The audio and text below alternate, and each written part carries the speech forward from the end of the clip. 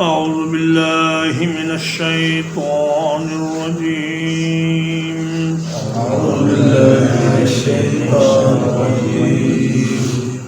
وما لنا ألا نتوكل على الله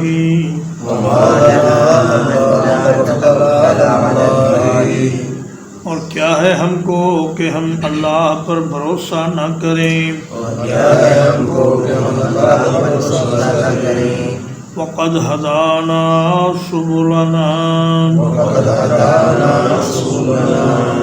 حالانکہ اس نے ہمیں ہماری تمام راہیں دکھا دی ہیں وَلَنَصْبِرَنَّ عَلَى مَا آذَيْتُمُونَا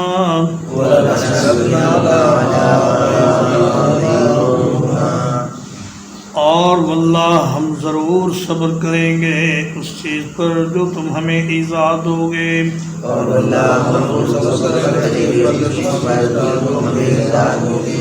وعلى الله فليتوكل المتوكلون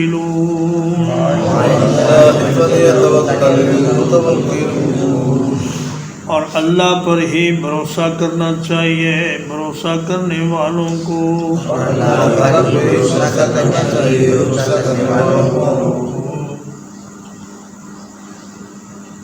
اللہ کے رسولوں نے اپنی قوم سے یہ فرمایا کہ ہم اللہ پر ہی بھروسہ کرتے ہیں اور کیوں نہ کریں جبکہ اس نے ہمیں کامیابی کی تمام راہیں دکھا دی ہیں ہمارے لیے حق کا راستہ واضح کر دیا ہے اور ابدی کامیابی جس کے بعد کبھی ناکامی نہیں ہوگی اس کے تمام راہیں اللہ نے ہمیں بتلا دی ہیں اب ہم اگر ان راہوں کو چھوڑ کر تمہارے پیچھے لگ جائیں تو پھر اس سے بڑا ظلم اور کیا ہوگا وَلَنَصْبِرَنَّ عَلَى مَا آذَيْتُمُونَا لام تاکید کا ہے اور آگے نون بھی تاکید کا ہے تو اس میں قسم کے معنی پیدا ہو گئے کہ اللہ کی قسم ہم ضرور صبر کریں گے تمہاری ایذاؤں پر جو بھی تم ہمیں تکلیف دو گے مارو گے پیٹو گے ہمارا معاشی بائیکاٹ کرو گے اور ہمیں برے القاب سے نوازو گے اور ہمارے ساتھیوں کو قید کرو گے جلا وطن کرو گے جو کچھ بھی تم کرنا چاہو کرو ہم انشاءاللہ اللہ کی توفیق سے صبر ہی سے کام لیں گے اور اللہ پر ہی بھروسہ کرنا چاہیے تمام بھروسہ کرنے والوں کو وقال الذين كفروا لرسلهم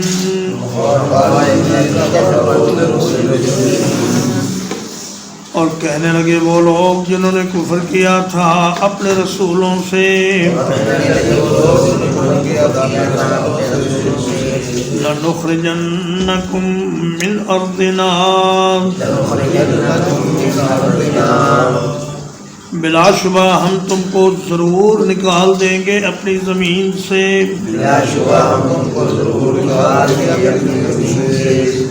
أَوْ لَتَعُودُنَّ فِي مِلَّتِنَا یا تمہیں لازماً ہماری ملت میں واپس آنا ہوگا فَأَوْحَى إِلَيْهِمْ رَبُّهُمْ تو ان کی طرف وحی کی ان کے رب نے لَنُهْلِكَنَّ الظَّالِمِينَ کہ یقیناً ہم ضرور ہلاک کر دیں گے ظلم کرنے والوں کو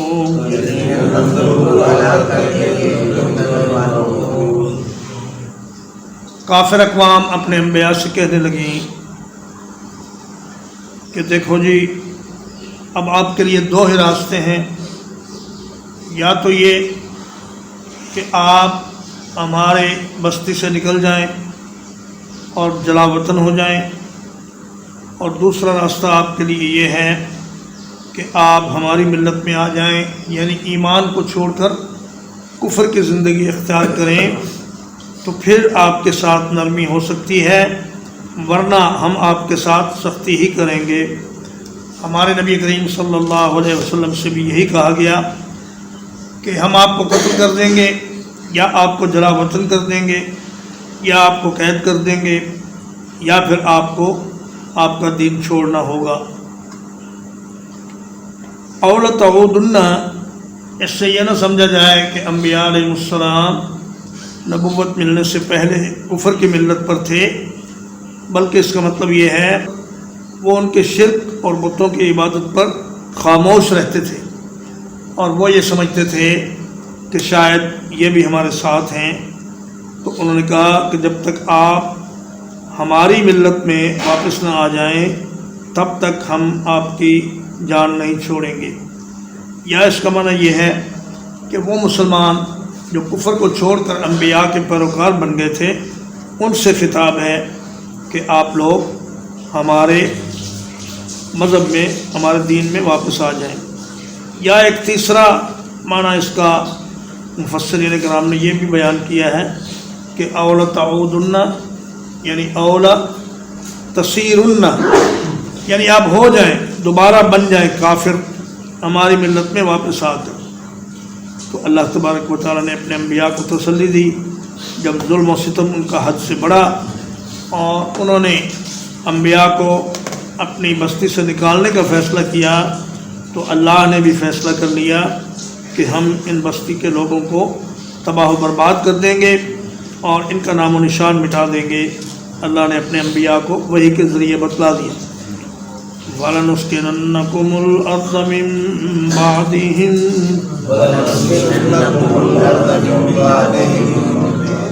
اور یقیناً ہم ضرور تم کو آباد کریں گے زمین میں ان کے بعد۔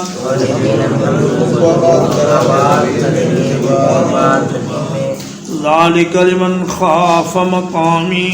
وَخَافَ وَعِيدِ، یہ اس شخص کے لیے ہے جو میرے سامنے کھڑا ہونے سے ڈر گیا اور میری دھمکی سے ڈر گیا۔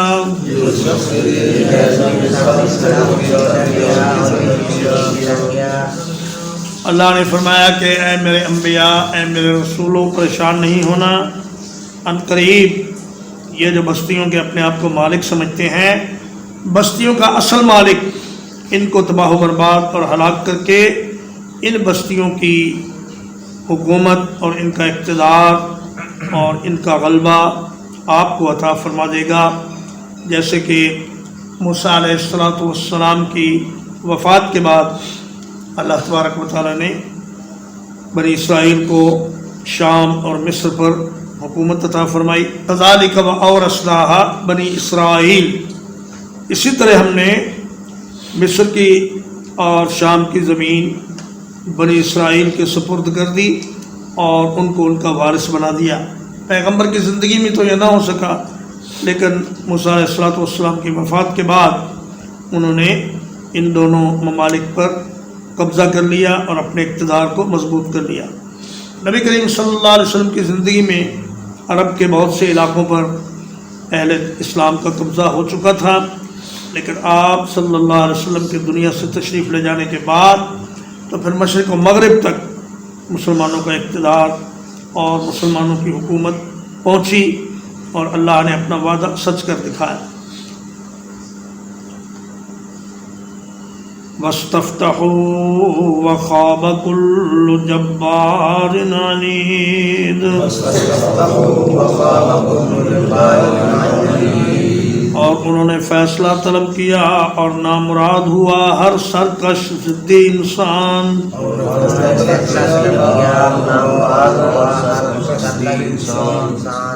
وَاسْتَفْتَحُوا کا فاعل یا تو ان کی کافر اقوام ہیں یا پھر خود انبیاء ہیں۔ انہوں نے فیصلہ طلب کیا کہ اگر آپ سچے نبی ہیں تو آپ ہم پر وہ عذاب لے کیوں نہیں آتے جس کا آپ ہم سے وعدہ کرتے ہیں، جیسا کہ ابو جہل اور اس کے ساتھیوں نے بیت اللہ شریف میں کھڑے ہو کر کہا کہ اللہم ان کان ھذا ھو الحق من عندک فامطر علینا حجارۃ من السماء او ائتنا بعذاب علیم۔ یا اللہ، اگر یہ محمد رسول اللہ صلی اللہ علیہ وسلم کا دین سچا ہے تو پھر ہم پر پتھروں کی بارش برسا آسمان سے، یا پھر ہمیں کسی نہایت تکلیف دہ عذاب سے دوچار کر دے۔ اور اگر انبیاء اس کے فاعل ہوں تو اس کا معنی یہ ہے کہ حتیٰ یقول الرسول والذین آمنوا معہ متی نصر اللہ، اور فرمایا ربنا افتح بیننا وبین قومنا بالحق وانت خیر الفاتحین، یا اللہ ہمارے اور ہماری قوم کے درمیان حق کے ساتھ فیصلہ فرما، کیونکہ آپ سے بہتر کوئی بھی فیصلہ کرنے والا نہیں ہے۔ جبار کا معنی سرکش اور عنید کا معنی اناد رکھنے والا، ضدی۔ من ورائہ جہنم، اس کے آگے جہنم ہے، وَيُسْقَىٰ مِن مَّاءٍ صَدِيدٍ، اور پلایا جائے گا وہ پانی جو زخموں کی پیپ ہوگی۔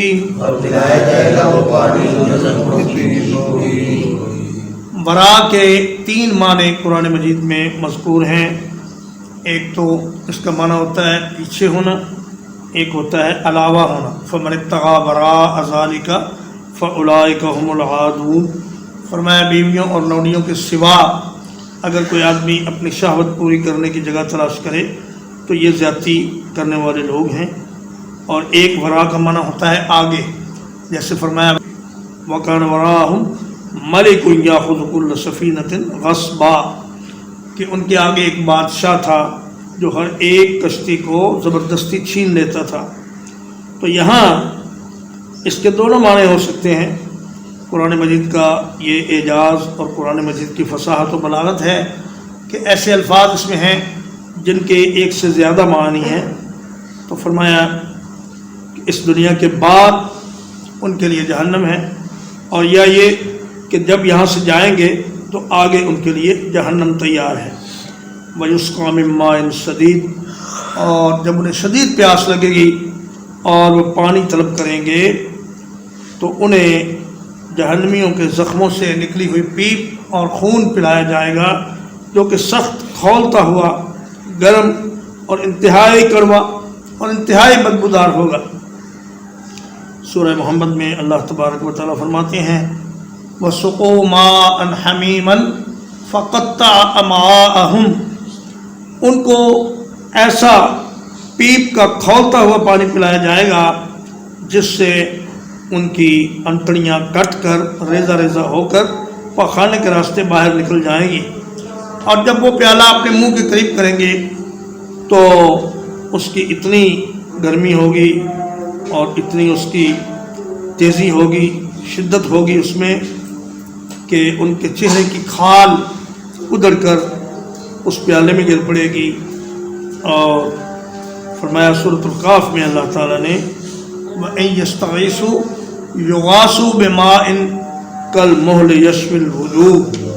فرمایا جب وہ پانی مانگیں گے تو ایسا پانی انہیں دیا جائے گا جو پگھلے ہوئے تانبے کی تلچھٹ کی طرح ہوگا۔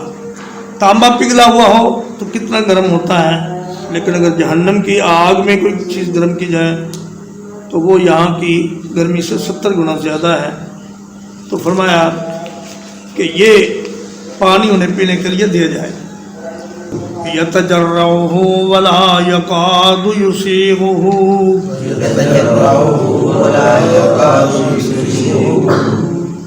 وہ اسے بمشکل گھونٹ گھونٹ پیے گا اور قریب نہیں ہوگا کہ اس کو گلے سے اتار لے۔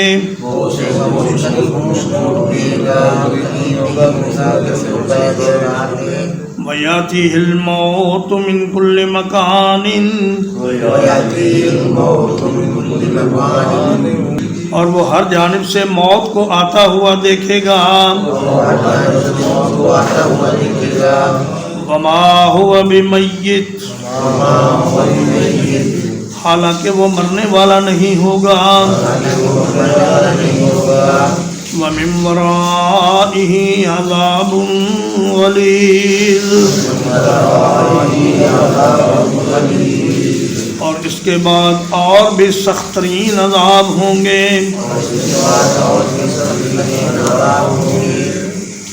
فرمایا وہ اس کو گلے سے اتارنے کے لیے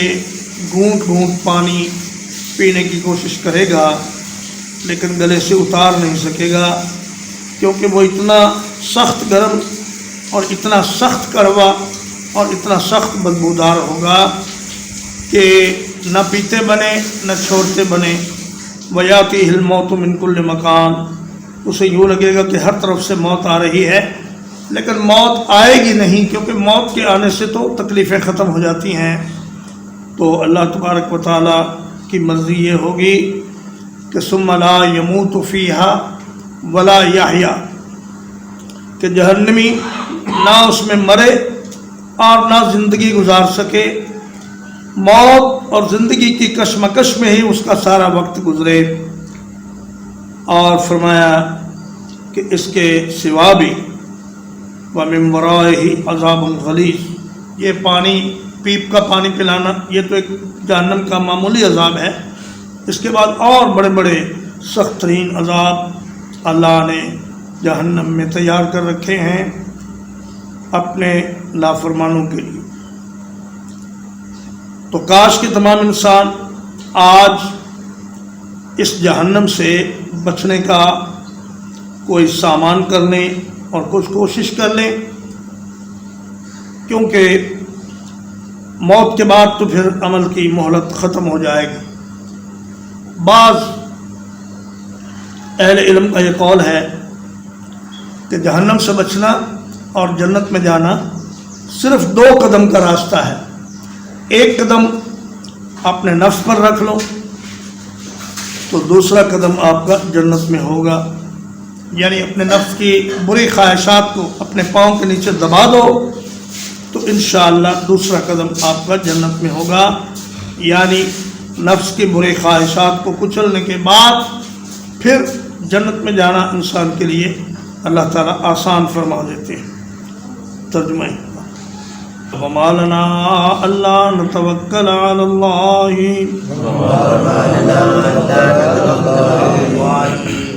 اور کیا ہے ہم کو کہ ہم اللہ پر بھروسہ نہ کریں۔ وَقَدْ هَدَانَا سُبُلَنَا، حالانکہ اس نے ہمیں ہماری کامیابی کی تمام راہیں دکھا دی ہیں۔ وَلَنَصْبِرَنَّ عَلَىٰ مَا آذَيْتُمُونَا،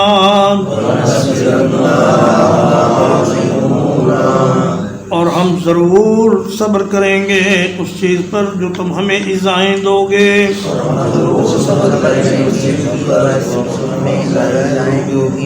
وعلى الله فليتوكل المتوكلون،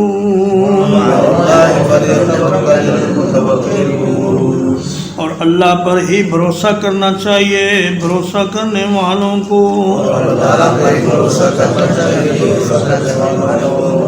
وقال الذين كفروا لرسلهم، اور کہا ان لوگوں نے جنہوں نے کفر کیا اپنے رسولوں سے، لَنُخْرِجَنَّكُم مِّنْ أَرْضِنَا، یقیناً ہم ضرور نکال دیں گے تمہیں اپنی زمین سے،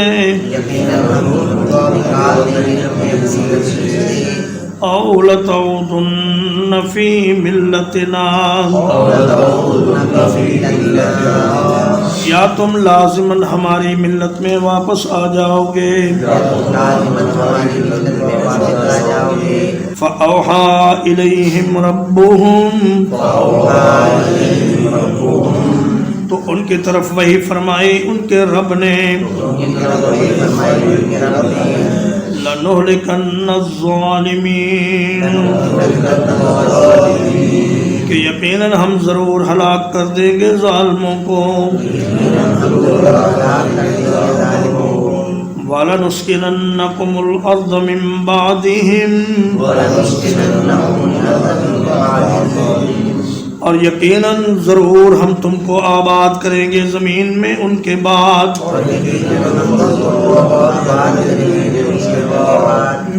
ذَلِكَ لِمَنْ خَافَ مَقَامِي وَخَافَ وَعِيدِ،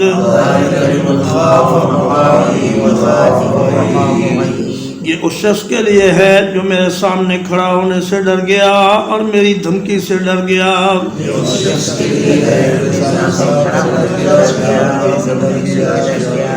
وَاسْتَفْتَحُوا،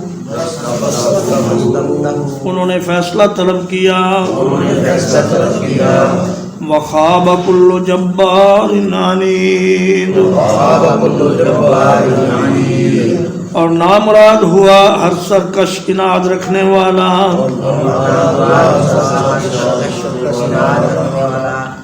من ورائہ جہنم، اس کے آگے جہنم ہوگی. وَيُسْقَىٰ مِن مَّاءٍ صَدِيدٍ، اور پلایا جائے گا ایک ایسے پانی سے جو زخموں کی پیپ ہوگا.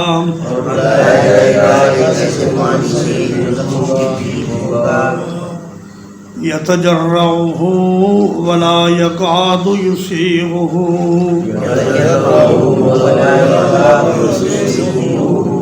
وہ اسے گھونٹ گھونٹ پینے کی کوشش کرے گا لیکن اسے گلے سے اتار نہیں سکے گا.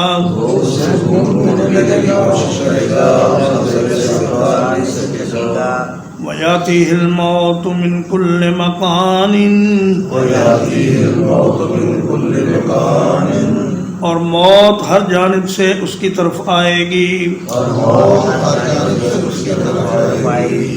مَا هُوَ بِمَيِّتٍ،